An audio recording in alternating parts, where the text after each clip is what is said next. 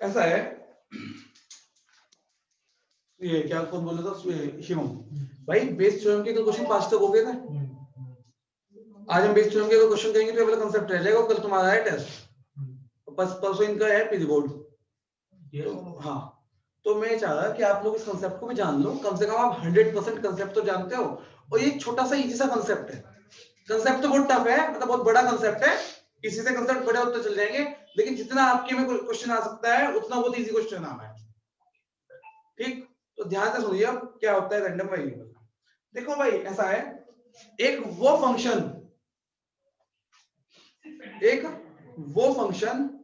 जो आपका क्या है, पॉसिबल आउटकम्स है, पॉसिबल आउटकम्स में आप लोगों को एक ऐसा फंक्शन जिसकी रेंज हो रियल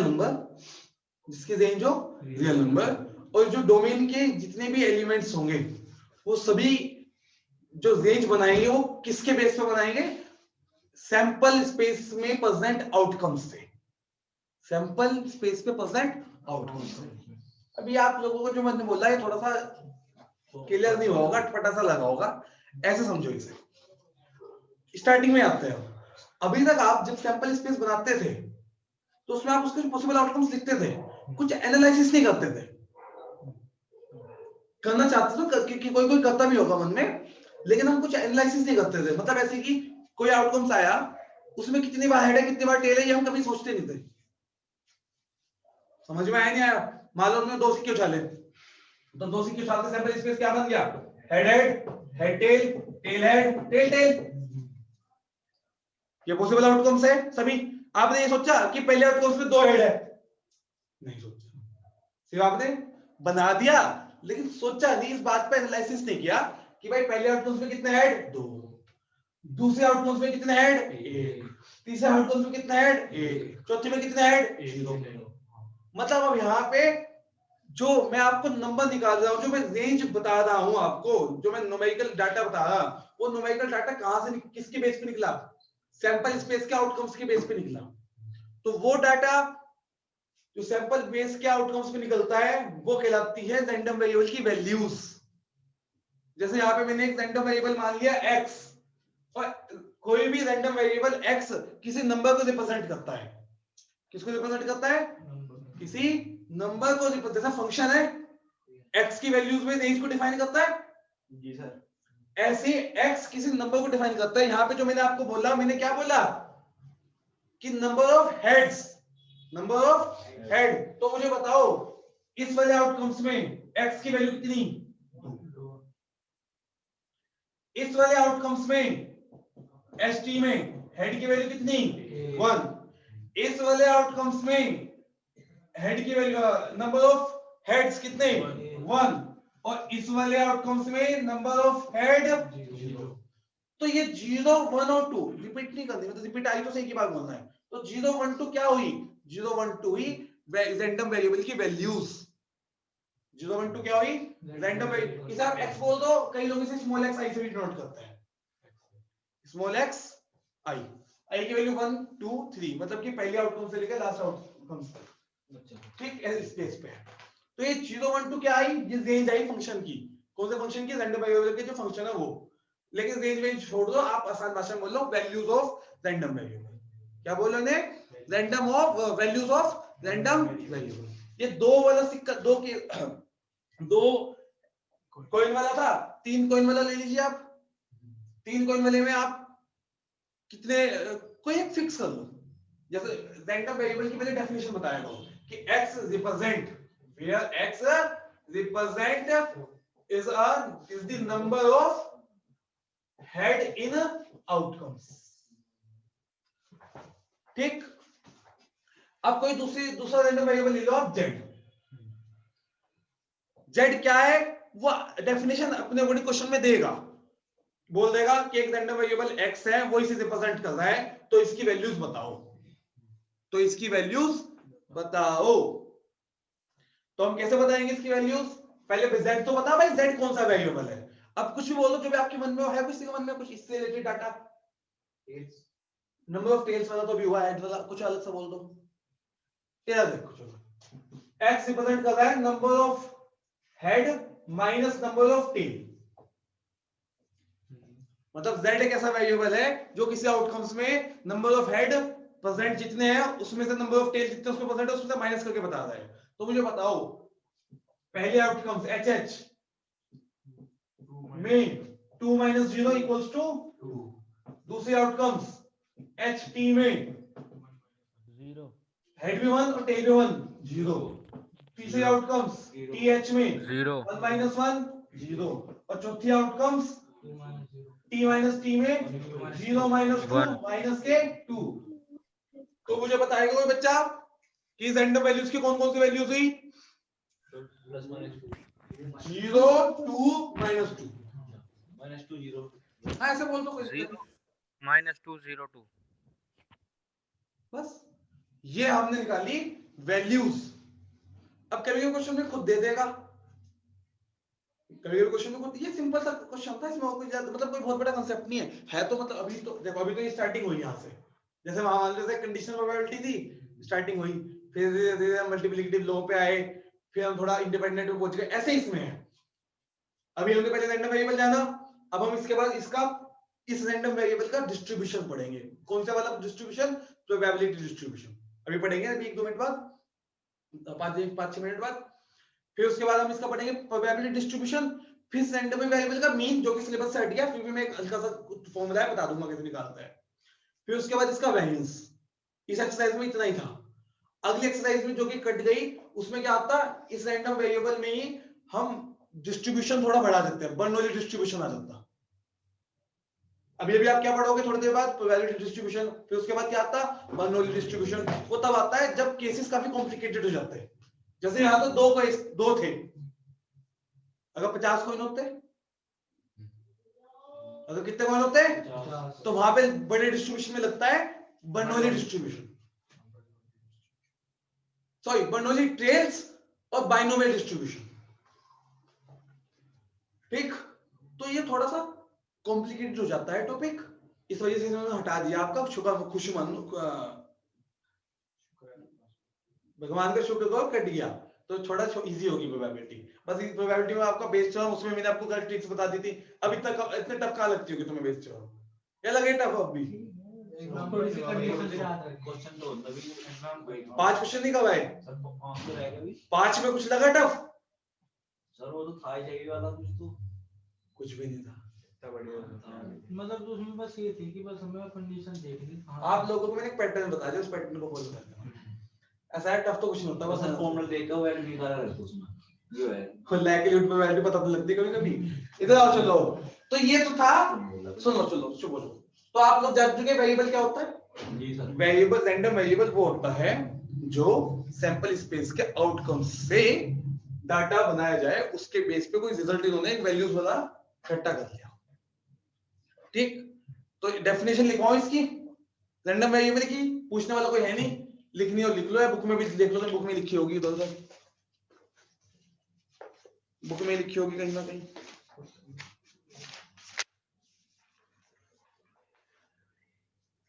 हाँ वही डेफिनेशन 4 पेज नंबर 558 पे, एग्जांपल भी वही ले रखा मैंने इसमें। डेफिनेशन 4 पेज नंबर 558 पे, a random variable is a real valued function whose domain is the sample space of a random experiment। चलो अब एक काम करो, आप रैंडम वेरिएबल तो आप जान ही चुके है ना। अब हम आते हैं probability distribution of a random variable. Probability distribution of random variable, या एक दो क्वेश्चन करोगे रैंडम वेरिएबल के ऊपर। चलो एक्सरसाइज पे आ जाओ, प्रोबेबिलिटी डिस्ट्रीब्यूशन अभी करना, एक्सरसाइज पे आ जाओ। रैंडम वेरिएबल वैल्यूज ही तो होते हैं भैया ये बात। हाँ रैंडम वेरिएबल की जो वैल्यू, रैंडम वेरिएबल की जो वैल्यूज होती है वो रियल नंबर होती है, याद रखना है, कोई भी रियल नंबर। हाँ ये देखो सर हाँ सर ये जेड में जो आपने बताया पहले वाला तो है नंबर ऑफ H1, दूसरा क्या है सर वो? नंबर ऑफ टेल, अच्छा number of tail, number of tail. ठीक है ठीक। क्वेश्चंस पे आ जाओ भाई, 13.49 तक ये बस आपके सिलेबस में, क्वेश्चन नंबर 9 तक 9 तक ये। हाँ 10 तो मीन वाला आ गया ना, वो कट गया, निकाल लेना भी सिखा दूंगा मीन भी। अरे रुक जाओ यार, सर 2600 रुपए लगे उसमें फॉर्म भरने में, 2612। तो 600 में क्या होता? तो भाई सर चलेगा क्या? बस सर ही देंगे ना, थोड़ा थोड़ा तो करके। शांत वो रहो। 650 एक अटेम्प्ट के थे उसके, तो 4 अटेम्प्ट हैं, कितने तो 4 attempt बांट हुए? दिए, 4 चार ही रो। 4। और एक भी ये छोड़ने का नहीं नहीं, पता एक कब मतलब कब होने चाहिए, ये पता कर लिया कब कब होने चाहिए? फरवरी, मार्च, अप्रैल, मई। अब मई में तो पेपर है तुम्हारे। अरे दे आओगे एक दिन छोड़ के, बोर्ड का तो टाका ही करेंगे अलग। हाँ हाँ होगा, तो बोर्ड से अलग ही उस दिन, बोर्ड का तो होगा नहीं पेपर उस दिन। वैसे भी कहाँ संडे वाले पढ़ाऊंगे दिन होगा 5-6 पेपर। दिनों में भी। अरे हाँ, जो भी संडे वाले दिन होगा मेंस का पेपर। बुझ बढ़िया आवांगे हम तो। 4 अटेम्प्ट है, सही है फिर तो। स्ट्रिंग भी रखी अब का हमने, पूरा भर देंगे। चलो ठीक है, आए सुनो मेरी बात, पहले में नहीं, दूसरे में नहीं, तीसरे में नहीं, चौथे में तो होगा ही। फिर तो भाई मैं कुछ देख सकता था, चौथे में भी ना होगा। अगले साल लवली प्रोफेशनल यूनिवर्सिटी में चलेंगे फिर। देखो हाँ सर वहीं चलेंगे। फिर तो बस तुम्हें क्या चाहिए, पैसा ना चाहिए भाई अपना? ना, 2-2.5 चंडीगढ़ में तय हुआ था भाई, 2.5 भाई लाख चंडीगढ़ में तय हुआ था यार, चलो ऐसा जाओ, गद्दारी टॉपिक करवा पे आ दो। जाओ। अच्छा चलो ठीक है, अभी बात करेंगे। करेंगे। अरे शांत, हाँ अभी क्लास के लारे बाद मैं रहेंगे भाई। दोबारा, चुप हो जाओ, सुन लो मेरी बात। क्लास के बाद दोबारा मीटिंग स्टार्ट करूंगा, तब करना बात आगे, टॉकिंग सेक्शन। अब इधर आ जाओ, मैं इसी का वेट कर रहा हूँ, आ जाता बेवकूफ। चलो क्वेश्चन पे आओ, क्वेश्चन नंबर 2 पे आओ। पहले 1 तो आपको वो वाला है, प्रोबेबिलिटी डिस्ट्रीब्यूशन वाला। 2 पे आओ पहले। ये फोटो भेजनी क्या सर? हाँ भेज दो भाई।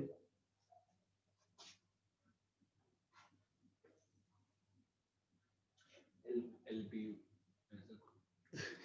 एक है मेरे साथ का ही है, सर जिसे यहाँ MIT में मिलता है वो भी LPU में चला गया। मतलब मैं जब मैं सुन तो सही, मैं जब 12th में था ना, तो वो भी एलपीयू में, मतलब मेरा तो एनआईटी में हो गया था, तो उसका तो इवन ही खत्म था, 50% वाला मालक था वो।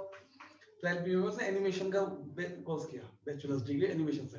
फिर वो जब वो यहाँ पे आया ना 4 साल बाद, तो 5-6 साल बाद आया ना यहाँ पे, मिलने आया, सही हो क्या हाल चाल, मगर ठीक है, मगर तेरा क्या हुआ? हाँ हो गया कोर्स पूरा, मगर अब मास्टर्स करूंगा। अच्छा, मगर आगे आगे अपना खुद का प्रोग्राम बनाया मैं। अच्छा, कंपनी में कब लेके जाएगा उसे? बस पहले बना लो, मगर कभी स्टार्ट करेगा? अभी नहीं कर रहा, अभी थोड़ा सा भी देहरादून वगैरह का घूमने का प्लान है, उसके बाद आगे करूंगा। तो वो एलपीयूसी की दोस्त है, ऐसा नहीं है कि बस चलो यार डिटेल में बताऊंगा तुम्हें किसी दिन। क्वेश्चन नंबर 2 पे आओ आप। एंड जो मैंने उससे पूछा था, मगर तो ये बता, जो आज तक में वो आवे, ओ माय गॉड ओ सो सोई, वो कब बनावेगा? वो चुप यार, वो तो बड़ी बड़ी कंपनी, मगर तुमने तो बहुत बड़ी यूनिवर्सिटी से करा, तो पहले अटेम्प्ट में बना दे। चलिए क्वेश्चन नंबर 2 पे आओ। An urn contain 5 red and 2 black balls, ठीक है भाई। अब इन्होंने कहा कि 2 बॉल हमने रैंडमली ले ली, तो x रिप्रेजेंट करता है, represent the number of black balls को, ठीक है। तो what are the possible values of x? अब एक बात सोचो, सुनो ध्यान से, बैग के अंदर 5 ब्लैक थी और 2 थी रेड, 5 रेड थी 2 थी ब्लैक। अब उसने 2 बॉल उठाई, अब इसे रैंडम वेरिएबल में x की क्या डिफाइन बता रखी है? ब्लैक बॉल होने की। रैंडम वेरिएबल x किसे रिप्रेजेंट कर रहा है? ब्लैक बॉल को। अब आप मुझे खुद बताओ क्या क्या पॉसिबिलिटी है? दोनों की दोनों रेड होगी, एक रेड होगी 2 में से, और एक भी रेड नहीं होगी, तो x की क्या क्या पॉसिबल वैल्यू होगी? 0 1 2, यही तो वैल्यूज पूछी थी उसने कि रैंडम वेरिएबल्स की वैल्यू बताओ। तो 0 1 2, 0 रेड होगी, एक रेड होगी, 2, इसके अलावा भी कुछ पॉसिबल वैल्यू है क्या? बस। इसने पूछा क्या x एक रैंडम वेरिएबल है? हाँ भाई, जितनी भी आउटकम्स है वो किससे जुड़ी हुई है, सैंपल स्पेस से, और सैंपल स्पेस से जुड़ा हुआ रियल फंक्शन वैल्यूज मिले हमें, तो इस वजह से ये एक रैंडम वेरिएबल है। हाँ yes it is a random variable. पूछता क्यों है तो उसकी डेफिनेशन लिख देते सीधा, ऐसा पूछता है नहीं। तो ये कौन सा था, क्वेश्चन नंबर 2 था। आगे समझ में। अब इसी के आगे की बात बताता हूं मैं, यहीं से स्टार्ट कर देना आपका प्रोबेबिलिटी डिस्ट्रीब्यूशन।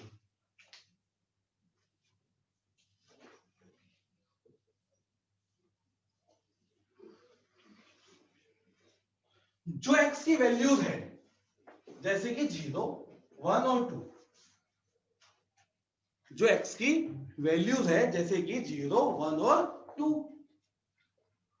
वो जिन आउटकम से जुड़े हुए हैं, जैसे ये किससे जुड़ा हुआ, x इक्वल टू 0 का मतलब क्या है, कोई ब्लैक बोल नो जेड बॉल, नो रेड बोल उनमें से कोई भी बॉल जेड नहीं है। नहीं है, यही तो है। जी सर। मतलब पहली भी जेड नहीं है और दूसरी भी जेड नहीं है। तो मुझे बताओ P0 का मतलब क्या होगा फिर, P0 का मतलब ये हुआ कोई हेड, कोई सॉरी कोई बॉल जेड नहीं है, मतलब पहली भी नहीं है और दूसरी भी नहीं है। तो जेड बॉल होने की प्रोबेबिलिटी कितनी थी, अरे 2/7 2/7, और जेड बॉल ना होने की प्रोबेबिलिटी कितनी थी, 5/7। अरे भाई 5/7 2/7, जी सर। ये तो थी जी सर। भाई। चलो हाँ टेबल बना लिया करो एक, इसे बोलते हैं प्रोबेबिलिटी डिस्ट्रीब्यूशन टेबल। क्या बोलते हैं इसे, अगर x की वैल्यू 0 है तो मतलब आपको उस बात की प्रोबेबिलिटी निकालनी है कि कोई भी बॉल दोनों में से जेड ना हो। अब जल्दी से मुझे सोच के बताओ अपने आप कि कोई भी बॉल अगर जेड ना हो तो इस बात की प्रोबेबिलिटी क्या है, ना पहली और ना दूसरी,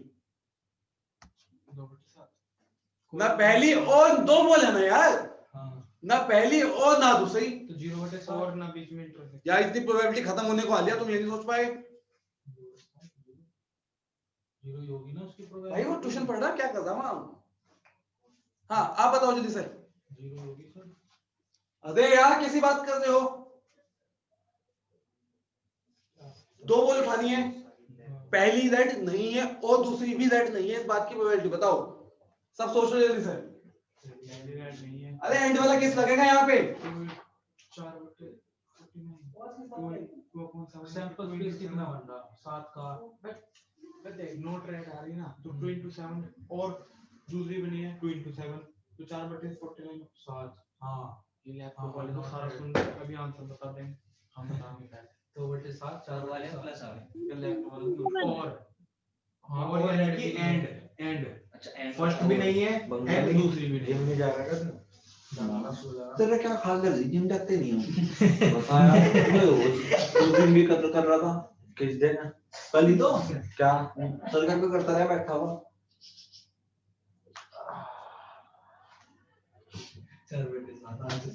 4/49 749 हाँ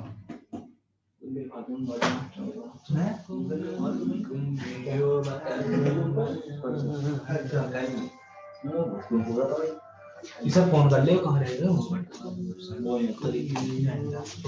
हो हाँ भाई बताओ जल्दी से। 4/49 हाँ बिल्कुल सही है सर।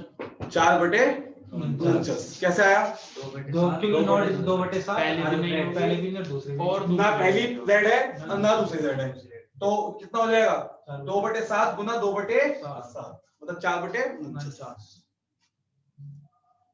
जब कोई एक जेड है 10/49 पहले सुनो यहाँ पे दो बनेंगे, क्या वाला केस आएगा, पहली जेड है दूसरी ब्लैक है, या पहली ब्लैक है दूसरी जेड है, हाँ दो पॉसिबिलिटी बनेगी दो पॉसिबिलिटी बनेगी, मतलब 5/7 गुना 2/7 प्लस 2/7 गुना 5/7। 49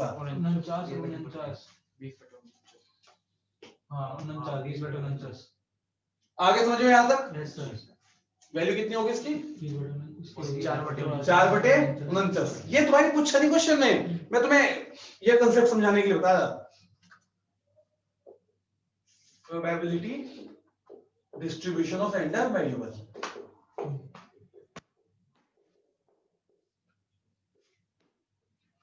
दो x 2 का मतलब क्या है? अच्छा इसका सम करके लो, 5 दूनी 10, 5 दूनी 10, 20/29।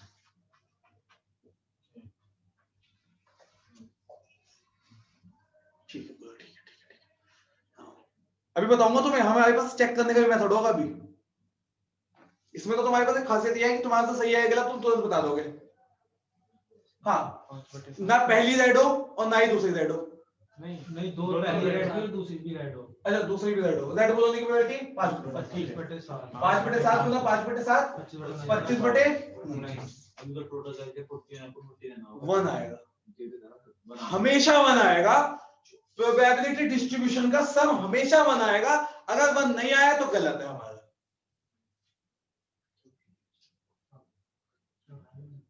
समझ में आया प्रोबेबिलिटी डिस्ट्रीब्यूशन कैसे करते हैं बच्चों? Yes sir. Yes sir. मतलब जो मतलब रैंडम वेरिएबल की वैल्यूज जिस इवेंट को डिफाइन कर दी है उस इवेंट की प्रोबेबिलिटीज निकाल लो और उसी को हम बोलेंगे px। आसान भाषा में से pi क्यों बोल देते हैं? हाँ, मतलब बुक्स में लिखा हुआ है, शॉर्ट में मतलब pi लिखा है, लेकिन हम कैपिटल से शो कर रहे हैं। ठीक, अब जो प्रोबेबिलिटीज आएगी वो सबका सम। अब मुझे एक बात तो बताओ भाई पहला नाम था क्या? अभी से भाई 10 मिनट है, अभी जितने में 10 मिनट है।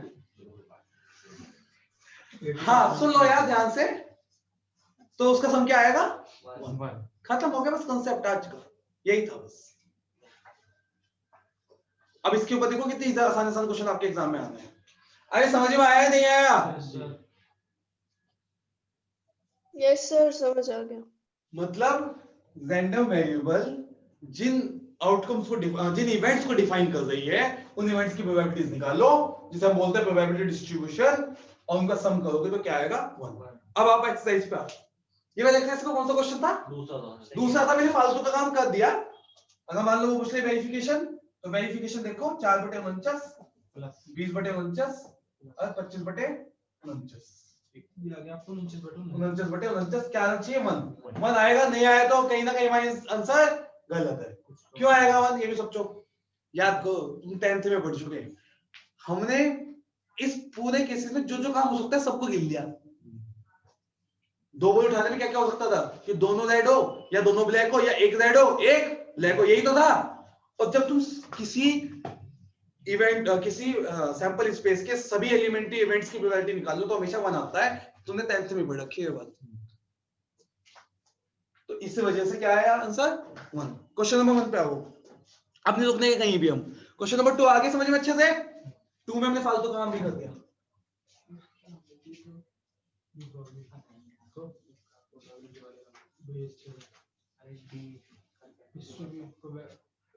इधर देख लो क्वेश्चन नंबर 1। अरे क्लियर है ना सबको ये वाला कंसेप्ट? पिछली बार था ये प्रोबेबिलिटी वाली डी ब्रोगली का क्या नाम था? वो डी करके क्या नाम था उसको? पिछली बार था डी मॉर्गन। क्वेश्चन नंबर 1, इनमें से कौन सा प्रोबेबिलिटी डिस्ट्रीब्यूशन रैंडम वेरिएबल का सही नहीं है? और वजह भी बताओ कौन सा सही है कौन सा सही नहीं है। पहले देखो x की वैल्यू 0 हो सकती है, हाँ रैंडम वेरिएबल की वैल्यू कुछ भी हो सकती है, लेकिन px की वैल्यू भी कुछ भी हो सकती है? नहीं, कुछ भी नहीं हो सकती। एक तो क्या नहीं हो सकती? नेगेटिव। और दूसरी बात, अगर प्रोबेबिलिटी डिस्ट्रीब्यूशन सही होगा तो सबका सम कितना आना चाहिए? 1। देखो सम 1 आया क्या? नहीं आ तो है 0.4 0.2 1, यानी कि ठीक है। क्वेश्चन नंबर 2 में बताओ, वो नेगेटिव में आई है और प्रोबेबिलिटी कभी भी नेगेटिव नहीं होती, ना 1 से ज्यादा होने वाली, इस बात का ध्यान रखना। तो इस वजह से ये गलत है। y पे आ जाएगा सबका सम? नहीं, भले ही y नेगेटिव है उसकी टेंशन ना लिया करो, y तो हो सकता है नेगेटिव, लेकिन सम 1 नहीं आ रहा, 0.9 आ रहा है। और 4th में आ रहा है क्या? नहीं आ रही, लेकिन नेगेटिव इसमें वो तो है। अरे नहीं पर 0.3 0.2 0.4 कितना हो गया? अब 0.1 9 1 नहीं आ रहा पूरा। क्वेश्चन नंबर 1 आगे समझ में? अगर पूरा 1 नहीं आया तो हाँ सम 1 आना चाहिए ना, नहीं आया कोई वेरिफिकेशन करवाया था तुम्हें मैंने अभी, खत्म बस। क्वेश्चन नंबर 1 यही कांसेप्ट था। तो 1 आगे समझ में? टू आ गया। क्वेश्चन नंबर 3 पे आओ। क्वेश्चन नंबर 3 पे आ जाओ, ध्यान से समझो इसे। Let x represent the difference between the number of heads. अच्छा ये तो मैंने वो लिया था ना, मैंने माइनस का लिया था, इसने डिफरेंस लिया है, ठीक? और नहीं, अलग अलग बात है। x रिप्रेजेंट कर रहा है 1 और 2 का डिफरेंस कितना है? -1 1। डिफरेंस का मतलब होता है एब्सोल्यूट वैल्यू। अगर मैं पूछता 1 - 2 कितना है, तो वो आप बोलते हैं -1, या तो फिर माइनस बोल या फिर डिफरेंस हटाओ, दोनों में फर्क होगा। तो क्वेश्चन नंबर 3 पे आओ। इसकी फोटो भेज दी क्या? देखिए भेज दियो। अब आप इन्होंने ये कहा है कि एक कॉइन को 6 बार उछाला गया। When a coin is tossed 6 times, तो x की पॉसिबल वैल्यू बताओ क्या क्या होगी? x की पॉसिबल वैल्यूज बताओ क्या क्या होगी? अब मुझे एक बात बताओ, x किसे रिप्रेजेंट कर रहा है? नंबर ऑफ हेड और नंबर ऑफ टेल। अब आप मुझे खुद बताओ, अगर x रिप्रेजेंट कर रहा है number of head minus number of tail को, डिफरेंस बोल रहा है, डिफरेंस मतलब मॉड्यूलस, डिफरेंस मतलब मॉड्यूलस। अब 6 बार अगर उछालोगे तो क्या क्या पॉसिबिलिटी है कि 6 की 6 बार हेड आया हो, और अगर 6 की 6 बार हेड आएगा तो टेल